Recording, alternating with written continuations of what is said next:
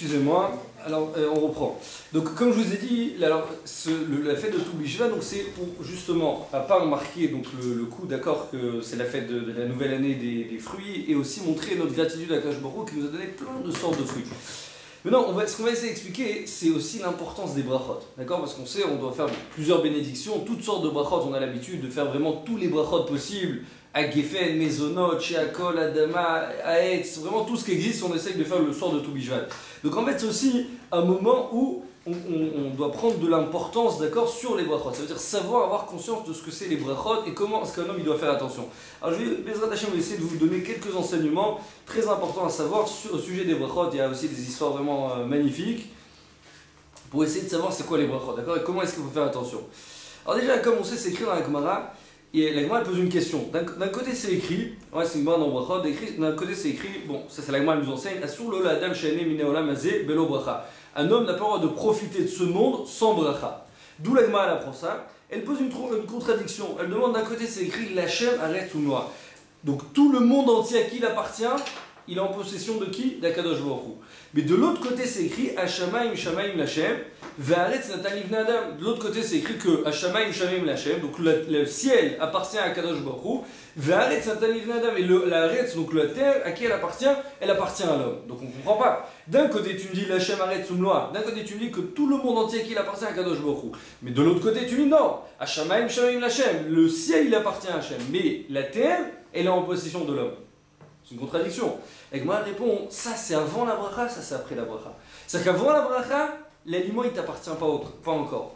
L'aliment il est encore à Kadosh Baruch Hu. Donc ça veut dire que si tu manges avant d'avoir fait la bracha, c'est comme si tu es en train de voler. Alors c'est vrai qu'on a le vol entre êtres humains, mais aussi on a le vol entre Akadosh Baruch Hu et l'homme.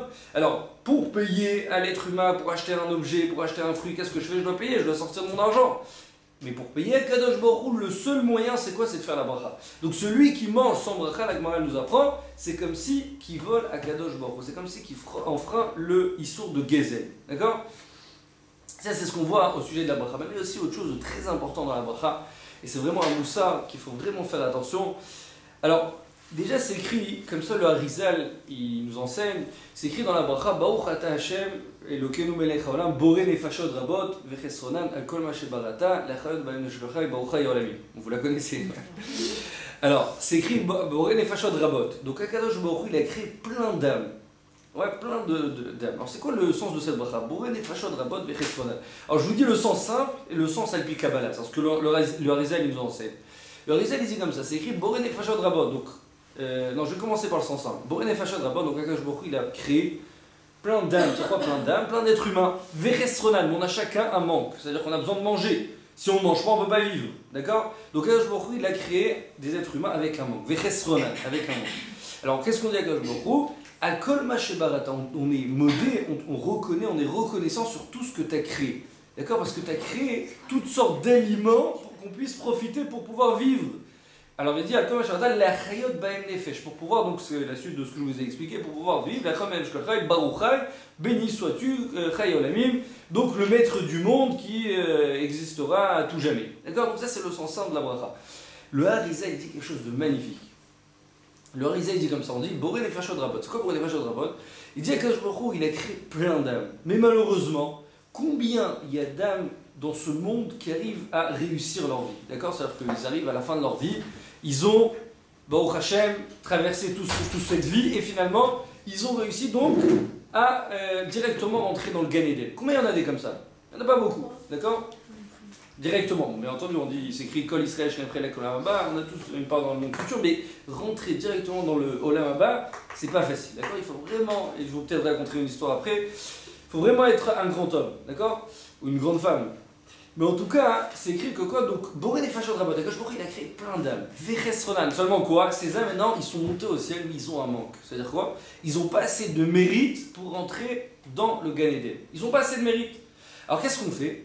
Alors, donc, Vechesronan, al kol ma shebarata, lachayot ba'em nefesh kol chay. Donc, le Harizal, il dit, al kol ma shebarata, tout ce qui a été créé dans ce monde, c'est-à-dire tous les aliments qui ont été créés dans ce monde, c'est pourquoi? C'est pour que quand un juif il va faire la bracha, alors peut-être qu'il y a une âme qui va se retrouver dans l'aliment, d'accord? Et donc on a besoin de faire la bracha, la bénédiction sur l'aliment, pour que cette âme puissent rentrer dans le Gan Eden. Donc, Al-Kolma Shebarata, tout ce que tu as créé dans ce monde, c'est pourquoi la Chayot Ba'em Nefesh, pour pouvoir faire revivre ces âmes-là, d'accord, qui sont malheureusement, qui errent dans les cieux, ils ne peuvent pas rentrer dans le Gan Eden. Alors, grâce à ta bracha, tu vas pouvoir les faire rentrer. D'accord? C'est ce qu'il dit le Harizal. Il y a eu une fois une histoire avec un Admour. Un Admour, il a vu son élève en train de faire une bénédiction. Chacun est devant. Ouais, on a l'habitude, d'accord. Donc, ouais, chacun est devant. Bon, il est vraiment précipitamment. Alors il a regardé, il lui a dit, mais tu sais ce que tu es en train de faire? Alors l'élève dit, oui, j'ai fait la bracha. Il dit, non, mais c'est pas ça faire une bracha. Le Rav Yehuda Tzadka, il dit, comment on fait une bracha? Il faut la partager en 3 parties. Baruch ata Hashem, Elokeinu melech haolam, She'akol nהיה bidvaro. Toujours partager la bracha en 3 parties. Baruch ata Hashem, Elokeinu melech haolam, boré mine mezonot. La partager en 3 parties, ça améliore la concentration. Il lui dit maintenant, tu sais ce que tu as fait la bracha. Alors il lui explique, il dira, cet élève il est en train de boire de la bière. D'accord, il est en train de boire de la bière.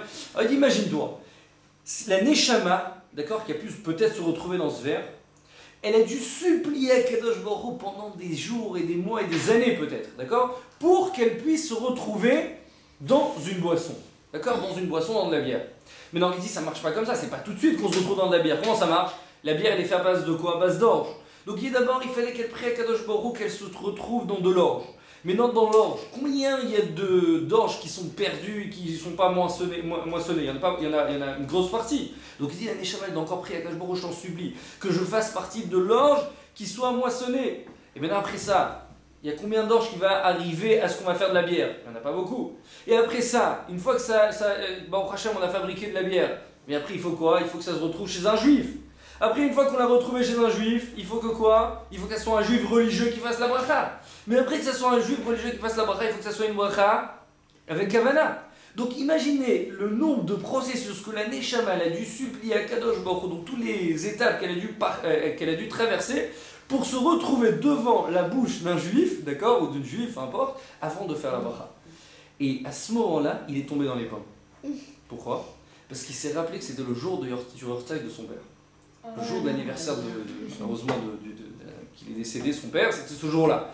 Donc il a compris l'allusion de son maître, d'accord, du Hadmour. Il a compris que, imagine-toi, peut-être que ta bracha que tu as fait maintenant, c'était pour faire rentrer ton père dans le Gan Eden. Peut-être, c'était pour ça, tu sais pas. Et donc maintenant, toi, tu as fait ta bracha précipitamment, tu sais pas combien maintenant de malheurs tu vas devoir, tu vas entraîner maintenant à ton père qu'il va devoir encore supplier à Kadosh Baruch Hu, je sais pas combien de temps, pour se retrouver une nouvelle fois devant un nouveau juif qui va encore une fois lui faire une bracha. Et peut-être ce juif encore il va mal faire la bracha, et ainsi de suite, d'accord? Donc il dit, on s'imagine pas. Nous, on voit ce monde avec notre propre vision des choses, d'accord? On voit le monde, on voit un verre d'eau, on fait la bracha, on prend les choses à la légère, d'accord? Mais si on essaye d'étudier un petit peu les écrits de nos sages, de nos maîtres, on comprend que la bracha, c'est pas stable, d'accord? C'est-à-dire que quand tu fais une bracha, tu sais pas ce que ça peut entraîner, tu sais pas ce que ça peut influencer. Ça peut influencer, on va dire, sur ta personne, d'accord, personnellement, mais tu sais pas aussi ce que ça peut un peu influencer sur les Neshamot, d'accord, sur les Neshamot du Ham Israël, que ces Neshamot-là, tu peux, grâce à toi, grâce à ta bracha que tu as fait avec Kavana, d'accord, avec une bonne intention, tu peux les faire entrer au Gan Eden. Donc c'est pour cette raison que quoi, que l'Admour, il a dit à son élève, mais fais attention la prochaine fois, sache que tu joues avec le feu, et quand tu fais une bénédiction, tu joues avec le feu. Alors je vous rassure, on est tous dans la même galère, si on peut dire, d'accord, on fait tous, malheureusement, on est tous en train de courir, d'accord, on sort des toilettes, on fait chalet ça rapidement, on boit un verre d'eau, on fait pas trop attention.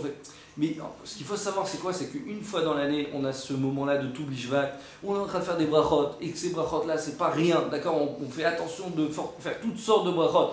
Et d'ailleurs, les grands admourim, d'accord, les très grands admourim, eux, ils ont l'habitude de faire ce qu'on appelle un tish, ils ont des milliers de sortes de fruits, ils s'assoient avec tout leur talmidim, et ils font les brachas une après l'autre, parce qu'il y a toutes sortes dans le Seder Dima, d'accord, de faire privilégier, on va dire, un aliment avant l'autre, d'accord, de le faire devancer, d'accord, ça, il y a toutes sortes de niveaux, quel fruit faire passer en premier, quel bracha faire passer en premier. Donc eux, ils savaient exactement, je prends ce fruit, je prends cet autre fruit, après, d'accord, ils savaient exactement comment, selon l'ordre des fruits d'Eretz Israël, selon l'ordre des brachot, selon truc, et ils faisaient comme ça, ils faisaient toutes sortes de tikkun neshamot, ils étaient en train de réparer toutes sortes de neshamot que malheureusement ils pouvaient pas, ils n'avaient pas la possibilité de rentrer dans le monde futur, et grâce à ces brachot, ils ont pu rentrer dans le monde futur.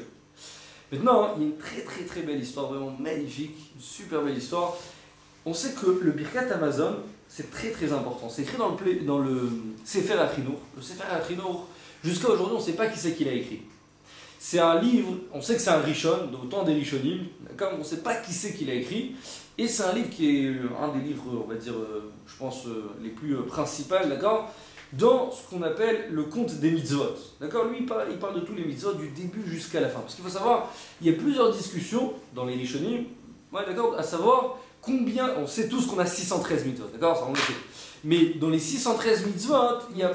Voilà, ça veut dire, bon, ça aussi, mais dans les 613 mitzvot, il y a des discussions. Quels sont ces 613 mitzvot? Vous comprenez? Alors il y a des mitzvot que tout le monde est d'accord, ça c'est tout le monde est d'accord, mais il y en a d'autres mitzvot que le Rambam il va dire ça c'est une mitzvah, ça c'est pas une mitzvah, et l'autre il va dire non mais ça c'est une mitzvah, ils arrivent tous au même compte à la fin, d'accord? On arrive tous à 613.